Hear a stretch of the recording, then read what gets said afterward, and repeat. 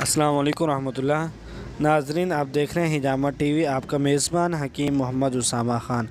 नाजरीन, ये टांग के पॉइंट्स लगाए हैं। इनका शयाटीका अर्कोनिसा का दर्द काफ़ी अरसे से था। ये दूसरा सेशन कराने आए थे मेरे पास, तो इनके ये पॉइंट्स लगाए। ये छोटी कमर से शुरू होता है। पहले इनका ऊपर से भी पॉइंट्स लगाए थे और ये टांग के नीचे तक यानी पिंडली में भी और थाइस में भी ये पेन रहता है।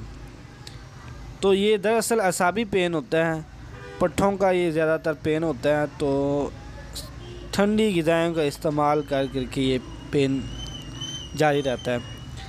तो इसका बेहतरीन इलाज तो हिजामा है, यानी उसमें ब्लड जो सर्कुलेशन होती है वो स्लो हो जाती है, जिसकी वजह से यानी थिक होने की वजह से ब्लड की सर्कुलेशन सही तरह नहीं हो सकती।